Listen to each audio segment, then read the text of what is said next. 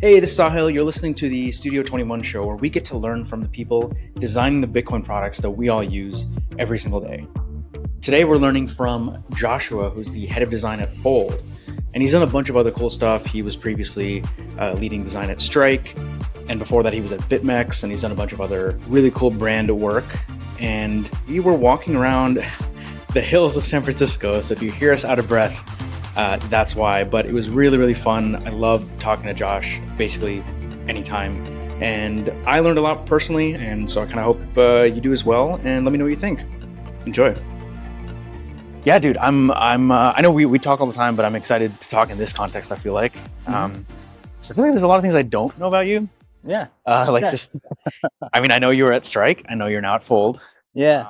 Should I give the potted bio? Yeah, give the pot, but why not? Yeah. Well, actually, did I just derail that? No, you're crushing it. Yeah. All right. So we'll start from college. Yeah. We got I graduated in 2010. Holy shit. Wow. So 15 years. Yeah.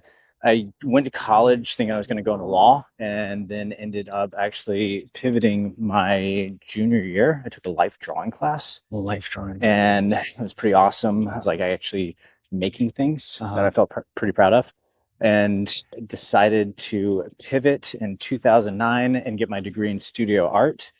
Terrible fucking plan.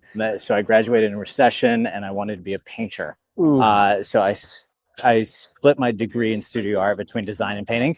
But for the first year, I was trying to make it as like an oil figurative painter.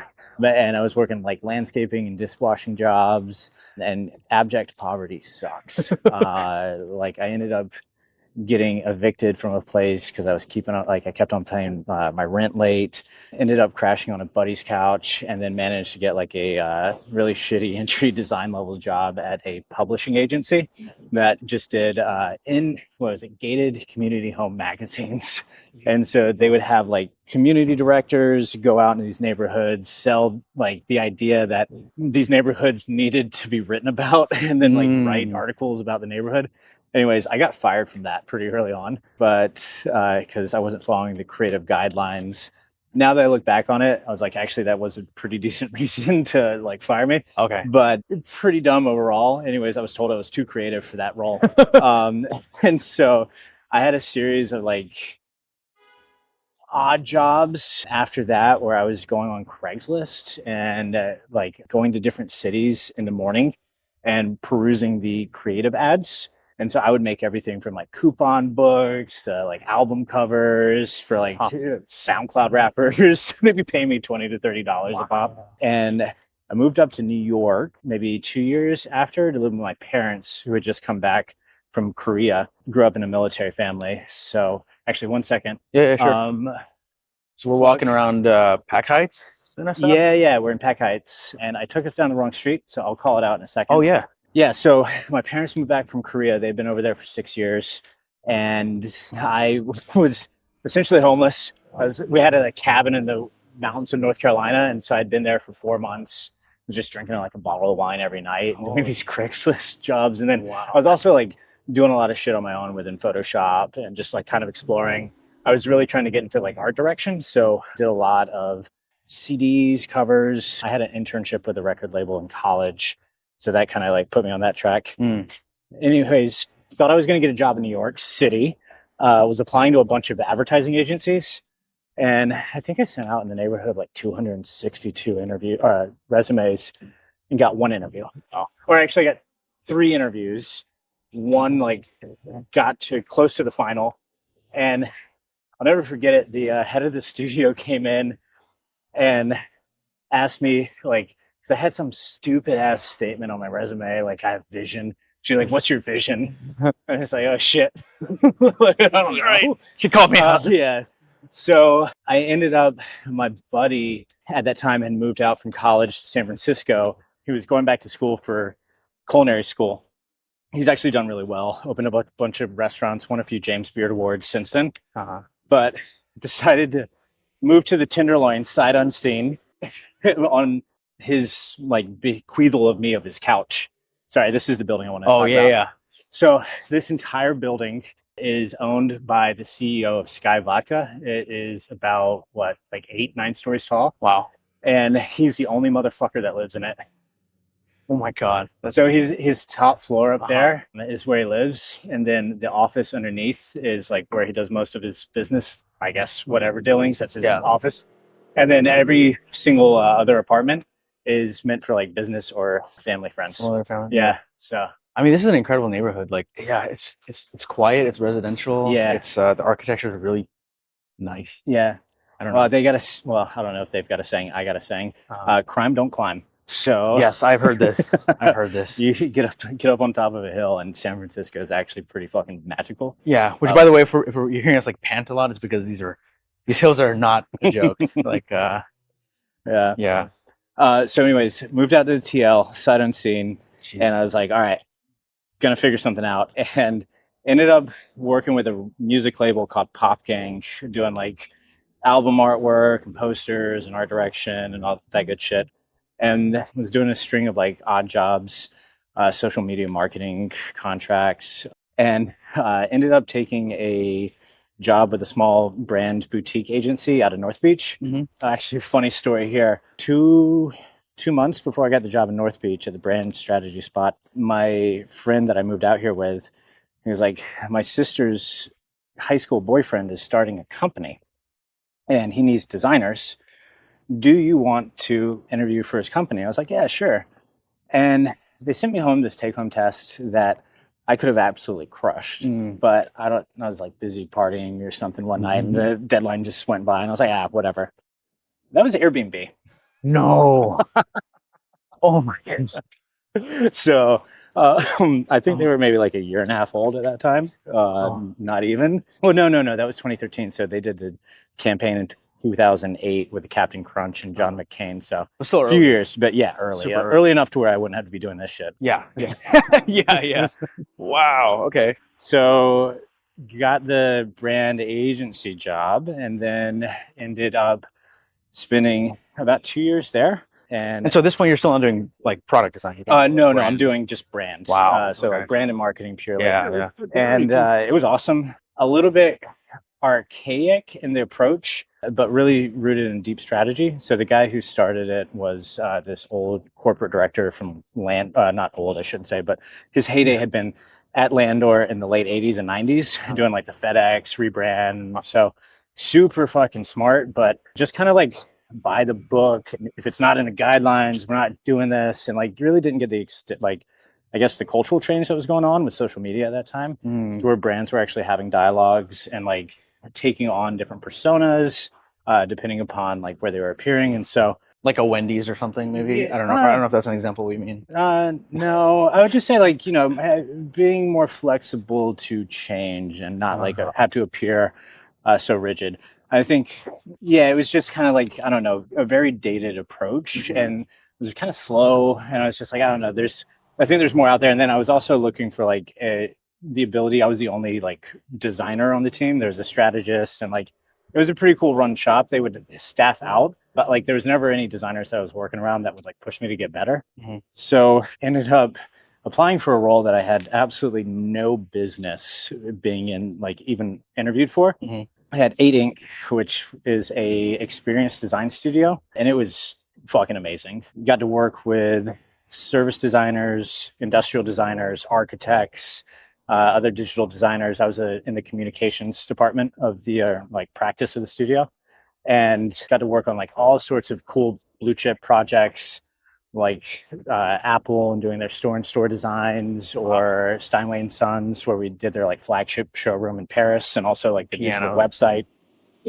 And then the last, actually, like the big project that I was most proud of, I got to flown out to New York for 3.5 months and was holed up in the executive boardroom of the Tiffany's Fifth Avenue flagship store overlooking Central Park. We were one of like 12 different agencies working on the store redesign. So it was pretty amazing. They had like all these, we were working with these guys who were developing glass pneumatic tubes who would run up all 12 floors of the building and deliver goods to people, like, because they don't have that much merchandise on the floor. So it would take on average like 13 minutes after someone had asked to see a ring or something for the employee to run down, get it out of the archives, bring it back up. This pneumatic tubing system, they were able to call up an item and have it come from the basement all the way to like the 8th story, show up at that desk container all within like 7 seconds. It was nuts. Okay, and you were working on that, like the full experience. Yeah, so we were working with the agency. They were this group out of Germany who were like really, really technically detailed and like just, they'd come up with these magical experiences, but we'd be working with them to like figure out how to strategically try to implement that technology and then bring it up in life into the experience. I don't know if this comment like resonates, but that makes me think of how, because we've talked about, strike and fold and I'm sure other stuff, but I feel like you do a really good job of thinking past just like the UI and the whole experience of like money flows, right? In and out and that kind of thing. Yeah. And that's what that made me think of. That's actually where, yeah, thank you. So, what was it? The design studio in the 60s in California, the Eames, Charles and Ray Eames, husband and wife studio. They had this really fantastic design philosophy that kind of abstracted away what they were doing and said it's a host and guest relationship. And so you should think about like every event or activity as you would a dinner party. And so that means like you got to invite the people. How are you going to invite them? What's the tone of the letter that you like choose? Who are you inviting? And then like you got to prep the food. And I don't know, it's just like at every point you're trying to like have that type of relationship where you're caring about this person or like understanding it where they're at. And so I think that carried through. Hey, just a really quick break to tell you about the Studio 21 newsletter. If you're interested in Bitcoin and design, every month I highlight a few key pieces of Bitcoin or design related news or education. I think you're really going to find it valuable. So if you're interested, take a look. Go to sahilc.com/newsletter, give it a subscribe, and look forward to seeing you there. Now back to the episode. And then, so it was awesome, but it was like crazy work hours. I'd be there until like 11 or 12 at night and then expected to be back on site if we had a presentation the next morning at 7 a.m. And I mean, it was great boot camp. The guy I had like a couple of different mentors there. Patrick Cox, who had come from Wolf Allens, just an incredible design thinker. Matt Judge, he's now running, I think, all of Airbnb's Marcom creative department. Wow. So he's like, I believe reporting into Brian Shinsky. I'm not too sure. And just got to like see what it takes and that there's no real substitute for doing the work. Yeah. Got my chops in there and it was amazing. Got to see a bunch of different industries. But like in late 2016, I had my bank account leaned. I was walking out to grab lunch one day. Didn't have a ton of money, but ended up like seeing $0 in my bank account. Wow. Turns out that the government or the state, that one landscaping job I worked one summer, made $7,000. My employer reported that I made $70,000. I got it taken care of at the state level, but then I moved away and the North Carolina didn't ever fix that with the federal government. So I was 21. I'd like just dipped, didn't leave a forwarding address. And so 7 years later, they just take every penny I own. And that was like, there's this parable of two young fish swimming around the sea in the ocean, come up on an old head. And they're like, yo, and he asks them, how's the water today, boys? And they look up at him kind of like all naively. And they're like, what the fuck is water? Yeah. And that was my what is money moment. Wow. And so I actually, at that same time, I used to party a bit. And so I was at my dealer's house and this Forex trader came over and we ended up striking up a conversation and he started going on about Ethereum. And I had a buddy who actually lives out here with me now. He's a really close friend of mine who came up to me in 2010 at a house party in college. And he was like, I'm mining gold off the internet. And shook me. He's this big burly dude, kind of looks like Hagrid sometimes. Like, okay, dude, yeah, like keep on drinking, whatever. Yeah. Anyway, so I had been aware of Bitcoin since like 2010 and then seen his lifestyle, kind of like increase and creep. And so I was like, all right, I get this. I see that parallel. It was $3. And that was my first like Ethereum buy. And so I started trading crypto around that same time that the bank leaned the government leaned my bank account. and quickly kind of like started to get more interested in the sovereignty aspect of it, and that no one would be able to like take it from me. To do that again. Yeah. And so that pushed me down the path. And a couple of months after that, I was looking around, and I 28, maybe 27, 28.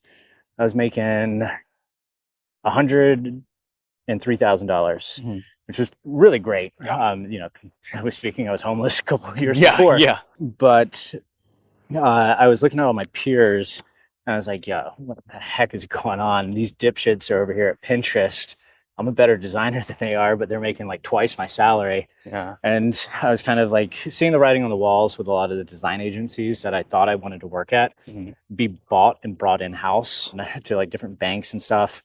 And so I decided to start a spreadsheet and start to keep track of my finances. Nice. And at that time, I was like, all right, well, if I'm going to be in the Bay Area, it's been a point of pride that I didn't stick in it, or I wasn't in tech and making it in the Bay Area. But I was like, if I'm going to stick here, like I might as well make the jump. And so I was looking at thinking about like, I don't know, one of the bigger tech agencies or like big tech shops, Google or something. And also like really looking at this crypto space, and had been operating a lot on the platforms and just realizing like, man, this is kind of like the early web that I thought I was going to get a chance to like help out in. Yeah. And I was like, I can either be a big, or I can be a small fish in a big pond at one of these tech companies and probably get slotted away and work on a product feature, one surface, a button somewhere. Maybe like 4 or 5 pages. Yeah. We'll dream big. So I was like, all right, screw it. Crypto.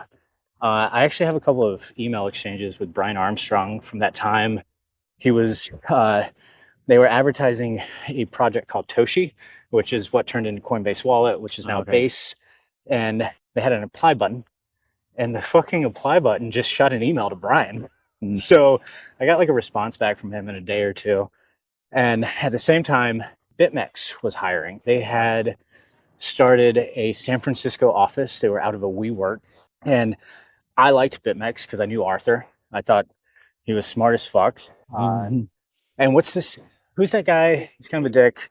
Talib? Nassim. Yeah. He's got like the whole spiel about like how you should go with this person that doesn't look like they should be there because it's competence that got them there.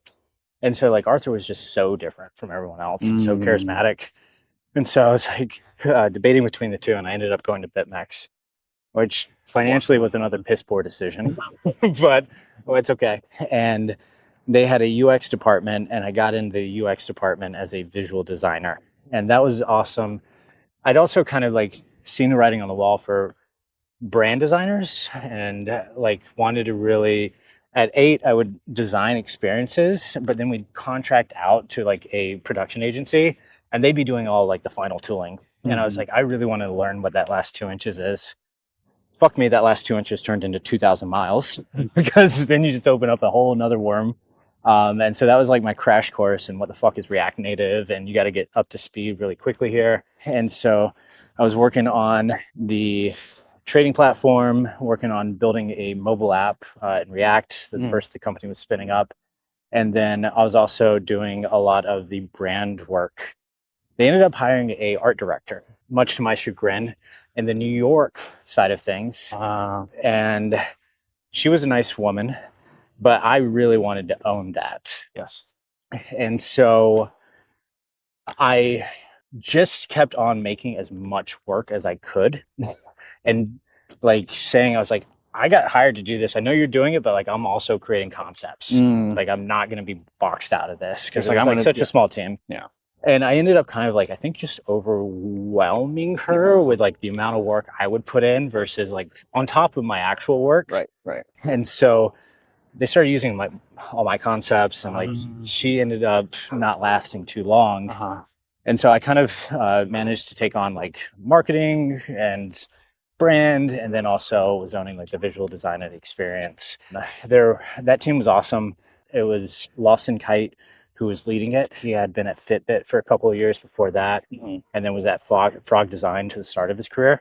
Frog Design is an incredible shop. So he had really, really strong like kind of practices and just methodologies. And then I was working with two designers, a woman named Jenny Wong, who was great. I learned a lot from her. And then this guy, Uday Shankar, who more on like kind of the technical side of things. I think you know him. Yeah, I know him. I don't know why. Oh, yeah, he's at Performance now. He got out. He did some consulting with a company I was at before. And yeah, he's a great guy. Yeah. BitMEX was incredible. I was there from late 2017, early 2018, up until 2021, mid 2021. And they were FTX before FTX was a thing. Yeah. Like a lot of people who get into this space now don't understand like how big they were. We were probably the most profitable company in the world for like a good year and a half, where we had like maybe 60 employees. And I believe like some days we can do $4 to $8 million in profit. It was just like a money printing machine. Yeah.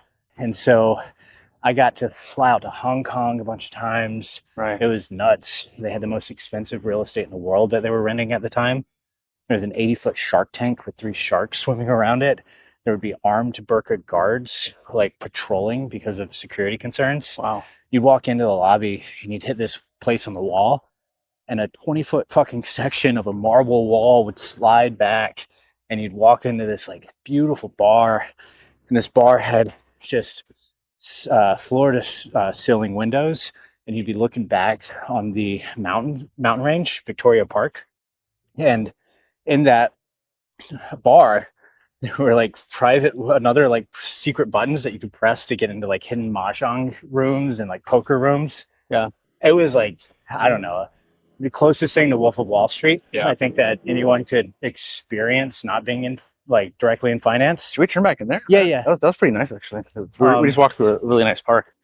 This is Alta Vista Park. Alta Vista Park. Yeah. Wow. Insane. And then, other houses around here. Yeah, these are just insane. like, I can't believe it. I've somehow never been here, even though I grew up in the Bay Area. I just never. Yeah. San Francisco is beautiful, man. Like people rag on it, but like temperature. If you're in the right parts. Yeah. It's tough to find a woman, but. Oh, yeah. Yeah. So, and just one more story about BitMEX. Yeah, sure. Like, hammer in the fact of how ridiculous it was. So my favorite story, they were very competitive, and they'd have these like events or like trips that they'd take the entire team out on.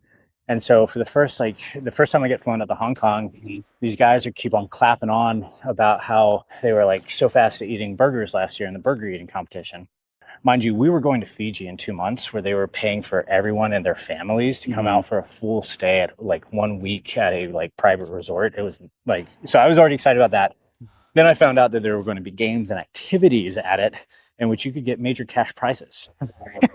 And so we were out drinking one night on like a Hong Kong high-rise roof. One of our coworkers' employees had a really nice spot. Not coworkers' employees. One of my coworkers had a really nice spot. Yeah. I get like, they're going on about it. And I'm like, look at my phone. I'm like, there's a fucking Burger King 2 blocks away. So I sneak down, not Burger King, McDonald's. And I ordered 12 Big Macs and then bring them back up. There was about 10 guys there. And I was like, all right, let's just get a baseline to see like how fast are these guys actually going to be coming in at. And I think the quickest time was like 32 seconds to eat 1 Big Mac. And so the competition is basically, can you eat 1 Big Mac the fastest? It's not like, it's a speed eating competition, not like. I have no idea where this is going. I'm very intrigued. Yeah. Sorry. Very intrigued. And here, we'll stay up here on the ridge line. Okay. Yeah. Cool.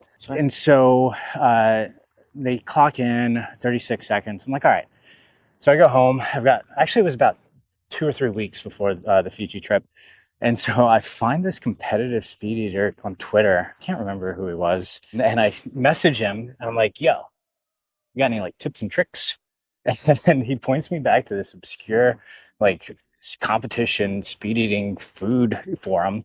And there they have a breakdown for like how to train your body to eat food quickly. Prep beforehand or whatever. Well, like, and so it was really silly. It started off with you needed to start with bananas, and you're basically just trying to like get comfortable with swallowing more food unchewed than like normal.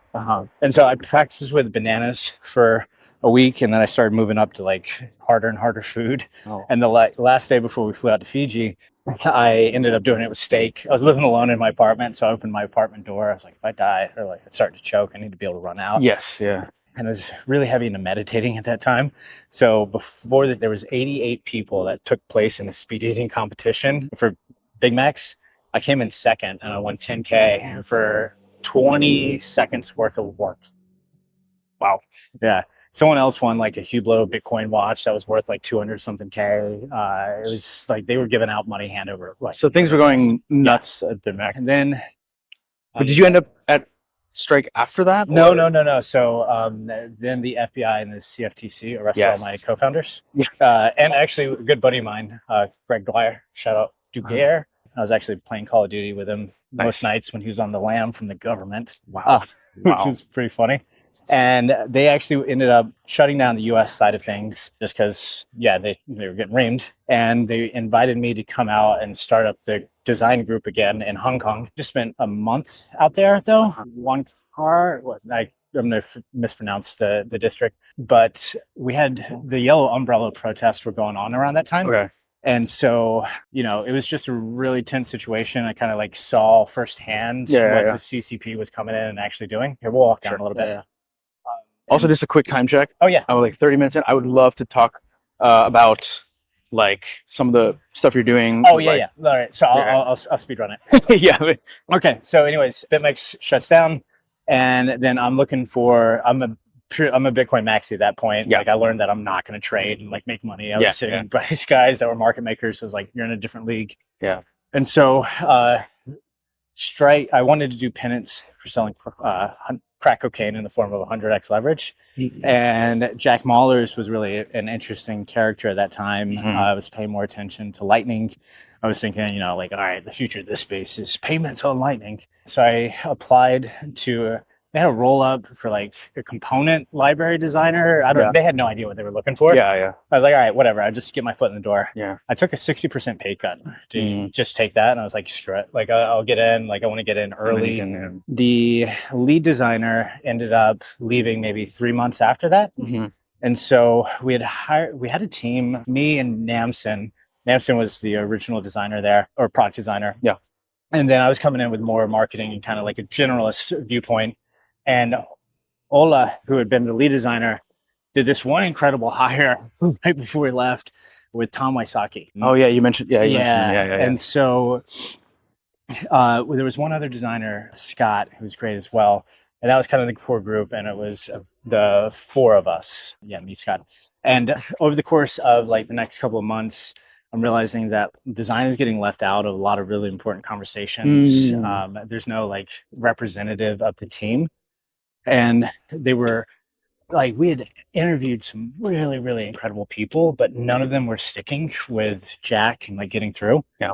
And I was like, at a certain point, I was just like, fuck, I don't want to do management, but like someone needs to step in and like actually be representing the group and like kind of coordinating these activities. And so I went around to each of the team members first and got buy-in that they would be okay with me, like putting my name in for this. Fascinating. Because I didn't want them to feel like it was unearned. It can be really strange when like you're all the same level and then one rises up. And so I just wanted to avoid that. And everyone was chill with it. And so then I went to Jack and I was like, yo, like, what would you think if it was me? He's like, huh? And a week later I was head of design and got to work on some really incredible projects, leading the company through a rebrand, building out. They had an app that was really kind of like payments focused. It was like this P2P play that was going to be more like the Venmo direction. And we started like, they hired a slew of incredible talent around that time. And so Manuela Rios came over from Robinhood and she was a product director at that time. So her and I were kind of leading the charge on the re-architecture of the app. Gina Baker was also really heavily involved in that. Basically, like that was her surface to own. And so, redid the app, kind of pivoted the business away, ended up going through a rebrand with Tom, who's just like the fucking tits. It was amazing. I mean, really Tom is like, I'm good to a certain point, and it's tough because I do think that I can see that like 0 to 100 range of a designer. But like, I know that like I top out at like maybe 88%. And I'm like, And I don't think it's because of lack of ability, but it's kind of like as you do a lot and touch a lot of surface areas, you never really get to dive into that. The depth. And Tom had just like, he was a breath of fresh air. He was the first designer I ever worked with where I was like, you are noticeably better than I am in some of these areas. And actually, so not to cut you off, but Yeah. this was like the main thing I was curious to talk about was how, you got from the brand stuff to, like you said, just trying for that leadership position, and then having like enough taste and skill to be like, I can get to this point, but now I need someone who's like insanely good, like better than me. Yeah. And then being that kind of, I feel like at some point you said you were already kind of that art direction vibe. Yeah. Or something like just that, kind of, I felt like I was kind of conducting an orchestra at some points because it was larger than just design. It was copy and engineering, exactly. and marketing. And that's what the strike reminds me of. And then also some stuff you may or may not be able to talk about at Fold too. It kind of feels like a similar vibe where you're doing a lot of the work too, like the player coach. We talked about player coach. Yeah. It's like you're doing a lot of the work, but you're also coordinating across product design, brand, marketing. It's like insane. No, I can talk about a lot of Fold stuff. I won't mention like names, exactly, but like I can talk about what we're doing. So anyways, with Strike, that was amazing. I got to touch the website multiple times, help figure out storytelling, interface with pretty much every department. And, after like 3.5 years, you develop templates and workflows, and you kind of like, I always see it as my job to automate myself out of a job. And it got down to where, it was a remote company. I was killing it in terms of deliverables, but I was like engaged 4 hours a day for like the last year. Yeah. And like, that's the great thing about remote work. It's your output. It's not the input. Yeah. So I didn't have a problem with it. And like, but I don't know. I'm always kind of like hoping to own a little bit more or do a little bit more. And we were at a point where they didn't want to spend money on marketing.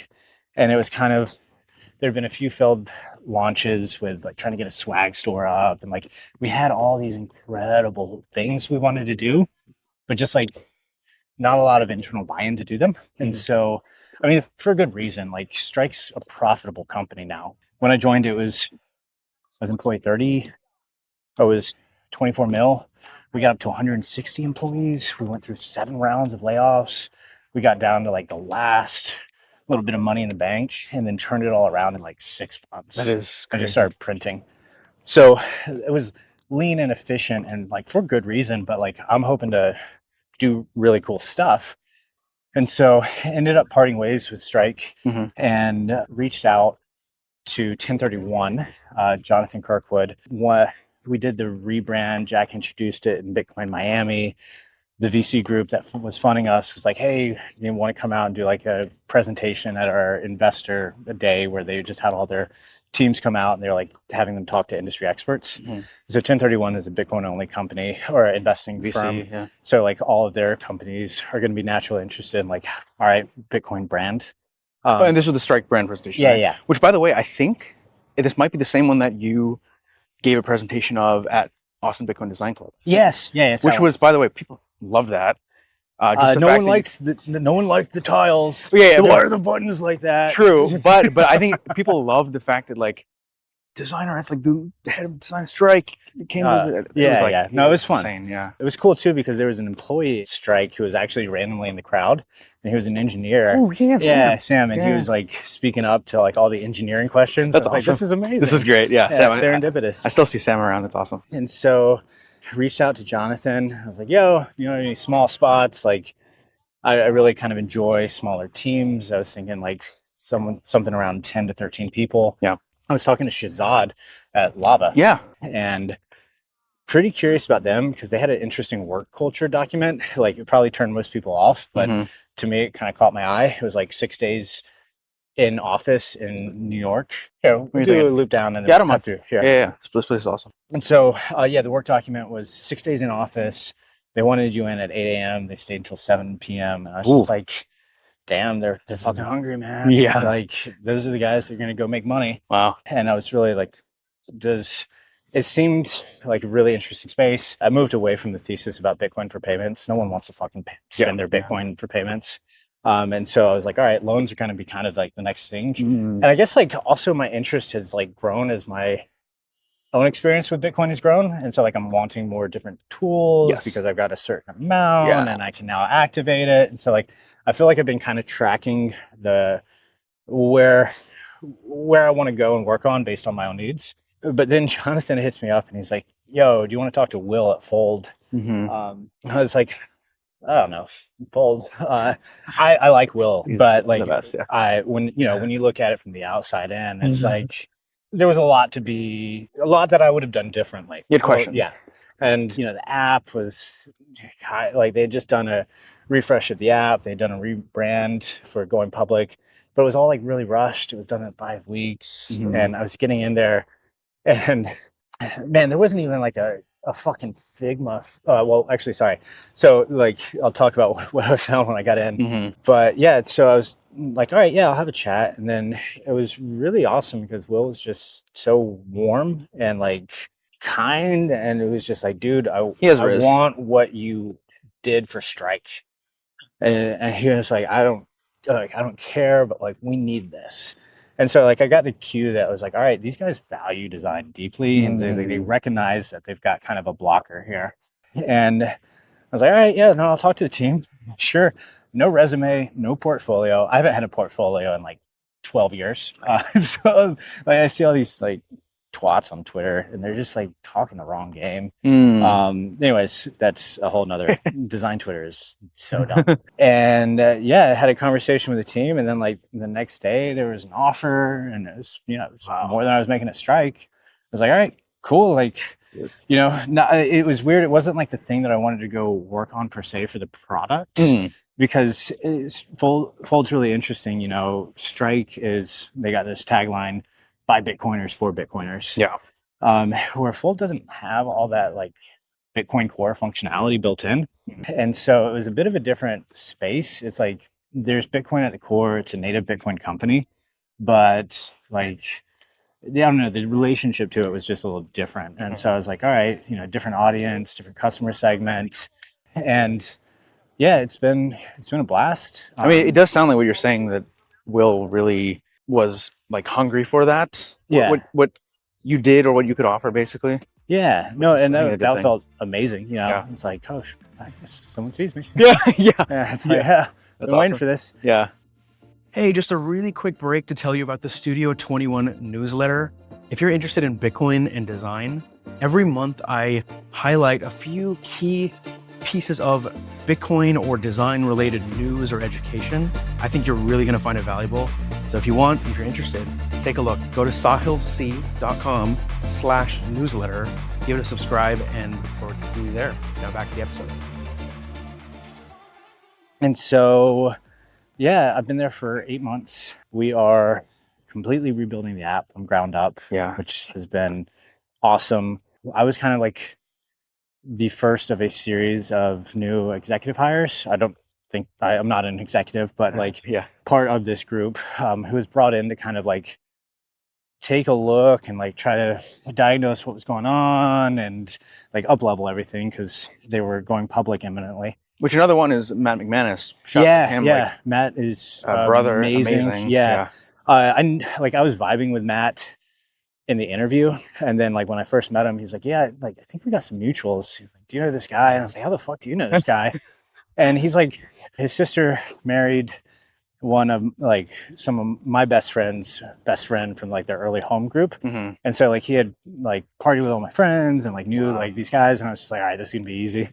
And then we also made a new head of marketing hire, Abby, who's just incredible.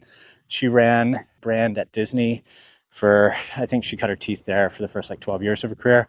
Then ended up was head of marketing for Amazon Music, and then was head of marketing for Kraken, and then another kind of like fintech, and then came over and joined us. So it's been really fun. Like, man, when I got in there, everything at Strike was so organized, and like Namson is just my fucking prince. He was so good and like coming back to me and like coming up with other ways to figure out like our file structure and our libraries. And so I was going in there looking for some handholds and there were none, not even a single like master Figma file of all the app. It was separated over 200 different like files.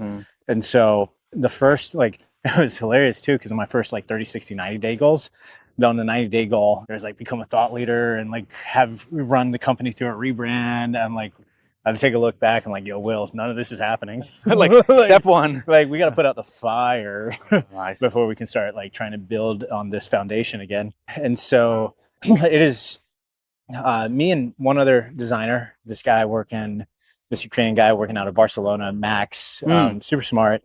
And like, I was like, all right, we got to conquer and divide. And so I had him go and basically build out a map of like one central file for like a month and a half. It took him that long to get everything in. Yeah. And at the same time, I was kind of like trying to diagnose the pain points. We had a new engineering manager come in. It was like, how are we going to work together? It was like really building everything kind of ground up. And yeah, I remember like texting you throughout this process. Obviously you weren't sharing anything private, but I just remember the sentiment, I would say. And it was fascinating to see that, like, yeah, basically, I don't want to say 0 to 1, but no, we definitely have foundations we're building off of, but like, you know, you look at a company that's about to go public and you're like, okay, like some level of, you know, systems have been put in place, and there was definitely systems put in place, but like for the things that I was looking for, they didn't need that at the time. And so it was okay that they didn't exist, but like I was brought in to figure that out. Yeah. So, geez, we keep on walking up this hill. Yeah. Yeah, we should find like a downslope, but I'm cool with it. And so, currently rebuilding out the entire app and doing a rebrand. We had 4 weeks ago, I put together a 2-day off brand summit that Abby and I led. I basically brought all the executive team members out to the space in Denver and walked them through just a bunch of tough questions. I was like, hey, what do we stand for? Yeah. Who's our audience? And what are the product features that are really sticky? What are the things that we're questioning? I have a question about that. Yeah. So I feel like you were very structured in that approach. Mm-hmm. I mean, even with Strike, but with Fold now. Oh yeah, even more so now, because like I knew, there's a lot of stuff I didn't ask at Strike. And it was awesome to be able to run that playbook back just 2.5 years later. With the learnings. Yeah, and it's more like muscle memory now. I don't think about it as a challenge. I'm like, all right, this is just one step of the process. But is that like something that you came up with through experience, or was there like a playbook that you learned from someone else, or like that was a lot from the agency side of things. Wow. Yeah. At 8, we'd had to go in and we'd had to learn a client's business, and because we can't suggest things that aren't on creative strategy or are going to hurt like something that's their bottom line. And so Matt Judge, I would watch him just like mesmerize a room, get 8 different leaders in there, and then ask all these questions where I'm like, why is a designer asking about like business strategy? And but no, it's like all of those things are components of the businesses that you're interacting with. And so if you don't understand all the levers that are important to the key stakeholders, then you're not going to land at a good solution. It goes back to almost like the experience design, but not just the customer side, but like it's the interaction side. Yeah. It's like, what's that client to client to customer interaction. Wow. I just don't know how much I can say on this one. Yeah. I'll hint at it. Basically, I was trying my damnedest to bring Tom over to Fold, but he ended up running brand at River, or helping out lead brand. I'm not sure what his exact title is. He likes to just be called designer. Yeah. Very designery of him. And here, we'll cut him down. Yeah, sure. And so when that fell through, Will knew the ambition that I had. And I was like, if we get Tom, that's like, I can just outsource a few smaller things, and we can bring in agencies to help, like with, animations or like these very, like, we would own the creative direction. When that fell through, was like, I know you came here to do like great work. We're going to empower you here. Like, go and find an agency. Didn't tell me a price. But also, I want to be a good steward of the company's funds and all that good stuff. So I ended up reaching out to 15 different agencies, all the who's who list of like who I would absolutely have just, given my left pinky to work for or with earlier on in my career.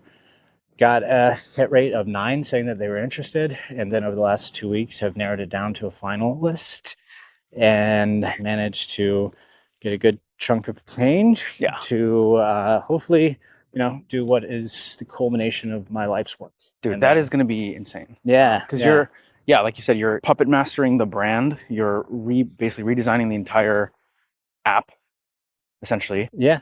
But not just the skin of it. To me, like my understanding of what you're saying is like, it's not just the reskin. It's like, Oh no, it's what is the point of Fold? Yeah, it's complete new information architecture Yeah. to where we're like, okay, this is where we're heading. Mhm. How are we presenting products that are going to lead up to that? Right now, we've got a very value focused approach Mhm. where, it's like X amount of sats back, or I don't know. It's just, there's a lot of gamification in the app, which, if we're trying to be a serious financial service, deep questions, like existential questions about the will and like how to use that. So yeah, we've completely rebuilt it from the ground up, new information architecture that's better aligned to the business strategy. Yeah. Trying to expose all the products and kind of like, there's a lot you can do on Fold. And so there's hand holding that needs to happen. It's like, what do you do after you set up this? And we're about to add quite a few more product verticals. So yeah, Win credit card pretty soon. Yeah. Like that's getting down to the final line. It's pretty awesome. Just like, sent out artwork for the credit cards the other day. So it's kind of interesting to see. Also, quick time check before we continue. Like I know we're we can like start meandering back. Yeah. Like because I want to respect your time too. So we're almost at an hour. So yeah, maybe start heading in that direction. But I'm just gonna follow you to wherever we're going. But it's kind of interesting, like how, and this is not like a novel or mind blowing idea, but it seems like every Bitcoin company starts with some niche, and then kind of ends up at Bitcoin Bank. Yeah, like Unchained was like lending in custody. Fold was like gift cards. Everyone's running towards the same end goal now. Yeah. So then, I mean, I'm sure what you and the team are thinking about is like, okay, we're all kind of the same to some degree. Yeah. How do I differentiate? How do I make Fold distinct from Strike, Unchained, blah, blah, blah, blah. And if you go through like a checklist of like all the product features, we're not going to stack up against River or Unchained or Strike. If you go through our rates, like they're competitive, yes, but are they the absolute lowest? No. And so brand is our differentiator. And it's going to be our product experience. It's going to be how we feel. It's going to be how easy we are to use. And it's a fun challenge to get to tackle and say like, all right, I've got a lot of faith placed in me to work quickly. A lot of cases working off of intuition. I've been in the space for a while, so there's like a lot of landmines that I automatically avoid. But it's been awesome. Not just Bitcoin, but like design. Yeah. So 15 years. That's a lot. It's a lot. But it's been an awesome ride. Like very fortunate. None of it was like really planned, but it's been awesome to not need a portfolio and to need to play the games that most designers find themselves playing. If I got any recommendations, it's fuck networking with designers. Go network with VC men and business people and like the idea guys, because they're the ones that are going to need your help.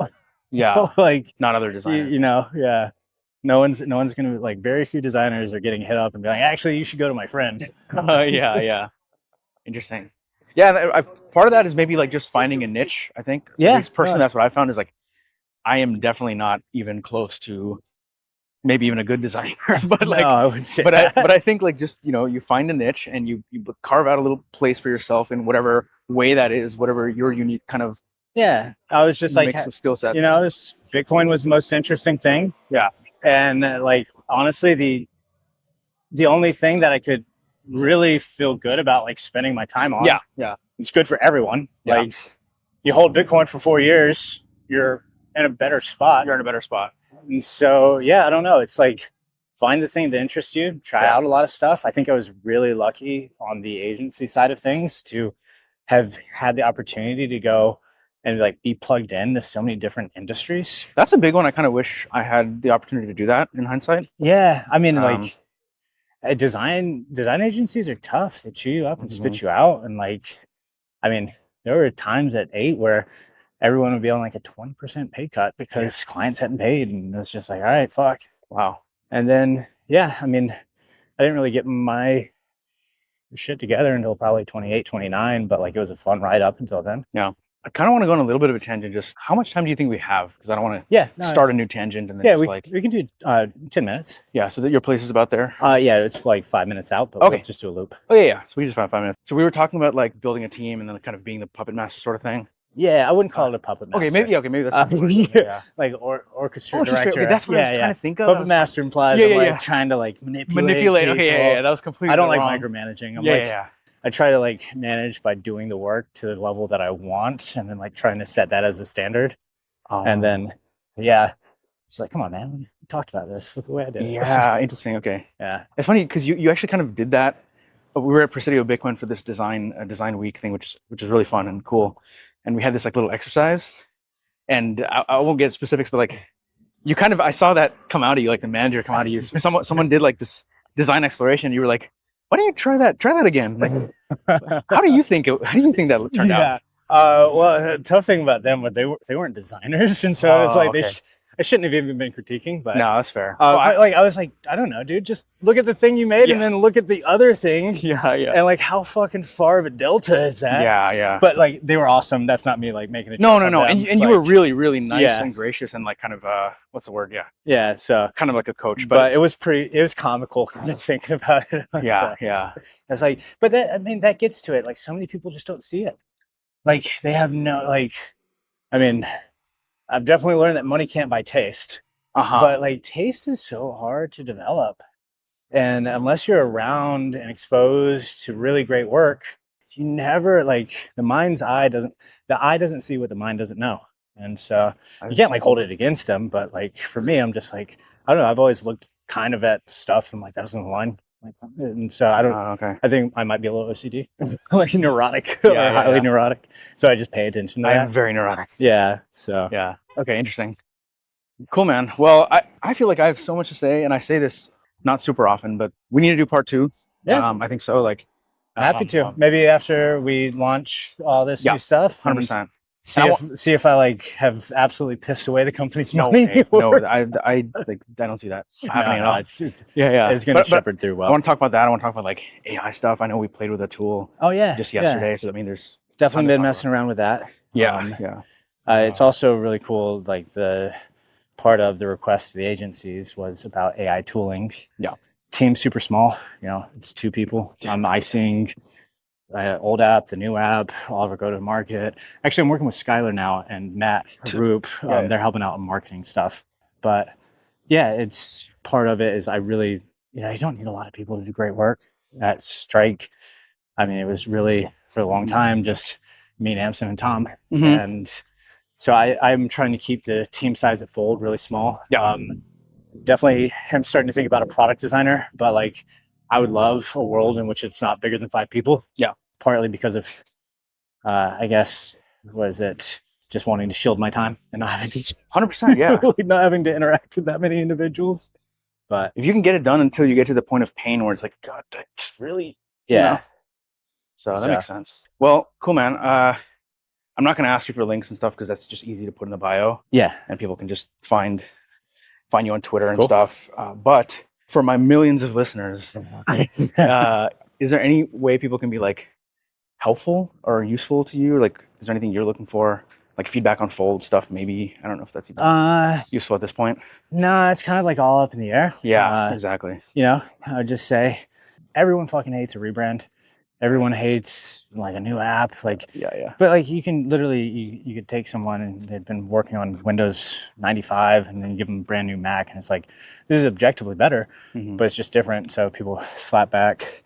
I remember the favorite piece of feedback I got at BitMEX when we did the new logo was someone in the chat box wrote, "Logo gave me AIDS, please change back."